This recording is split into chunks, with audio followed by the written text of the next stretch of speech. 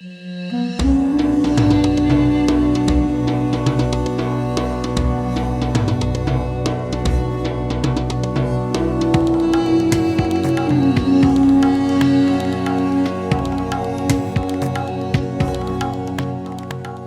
Amena Bakr, head of Middle East energy and OPEC-plus research at Kpler. Amina, what do you think is the biggest driver for oil prices as we move now into the fourth quarter? Is it supply surplus, or is it what supply surplus are you talking about? Good morning, Sean. Yeah, thanks for asking that question. I think the expectation or the kind of herd mentality, especially around the fourth quarter of this year, moving into Q1 next year, is that huge surpluses or a big glut is going to cause oil prices to crash. I mean, some forecasts even put the price in the 50s. And as you said, we're almost reaching $70 now. I think the main reason for that is because we haven't seen any buildup in OECD inventories, global inventory levels. There's been a draw in US stocks. The only buildup in stocks has been in China. They're continuously buying. Now, on why we're seeing this gain, especially looking at this week, it's because of the geopolitical premium and the geopolitical risks. There's been a lot of headlines around the Ukraine attacks in Russia, the possibility of loss of supply. And we're also dealing with a situation, Sean, where we don't have that spare capacity available anymore within the OPEC plus group as they unwind these cuts. The only two countries that really hold spare capacity are the UAE and Saudi Arabia. So lack of spare capacity, a heightened geopolitical risk, no indications that stocks are building in OECD and globally. I think that combination of factors is the reason we're seeing the price where it is. Amina, just to drill into, if I might use the phrase, the comments you made earlier about how big is the idle capacity and at what point does it start to put it was a bearish element not so long ago because there was so much of it. And now there's a sense, as you indicated, that there is not as much of it as there used to be in idle capacity. And so it's now a bullish sentiment. And I'm wondering, where are the specifics on that? I mean, we went into the before OPEC Plus started to raise supply in the second quarter after a number of years of cuts, that the idle supply was generally identified as 5 to 6 million barrels a day. Now, 6 months later, what's Kepler's view on that? We don't have our estimates finalized at the moment, but I can give you a kind of a guesstimate where it is, Sean. It's around maybe 3.54 million barrels of immediate spare capacity that can come online. And I think part of the process that the OPEC members are going through now, and earlier this month on the 18th and 19th, they had a meeting in Vienna where they were discussing on how to define the new baselines that are going to take effect in 2027.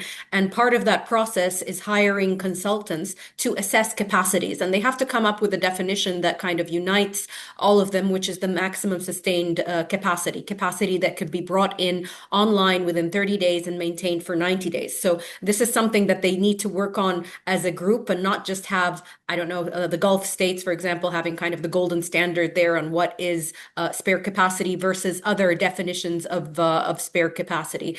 But yeah, that layer is really, really thinning out. I mean, we were talking about Russia earlier. We're even thinking, I mean, Russia's maximum capacity now, they're almost like kind of reaching their limits. Our estimates is that they're kind of capped at 9.4 million. So given the conditions, so that further kind of So going erodes then the into the cushion. fourth quarter with this next round of increases, Mhm. it's really more smoke and mirrors, isn't it? I mean, ultimately, there's only, as you said, UAE and Saudi that can really participate at any further increases.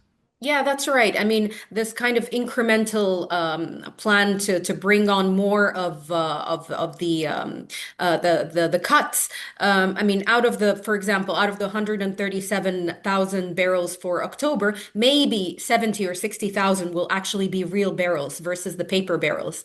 And if they want to unwind further, I mean, they're going to have their meeting on the 5th of October. So for November, they can continue doing that because the actual barrels are much less, as you pointed out.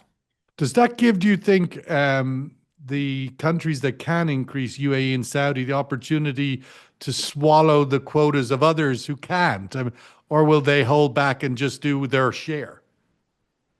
Well, the barrels that they have cut, those are the barrel. I mean, if they can produce them, sure, they can. I mean, bring them back to the market. I mean, Everybody is Saudi could given. swallow the whole 137 next month. I mean, they have that No, no, capacity. they're not going to overproduce what their quotas are, if that's your Okay. question. No, Yeah, I that think is they're going to ultimately. produce their quotas, and that's it. And I think we're facing a different situation here, Sean. Earlier, we were talking about overproduction from Russia, from Iraq. We're going to get to a point where maybe we're going to get underproduction from these countries.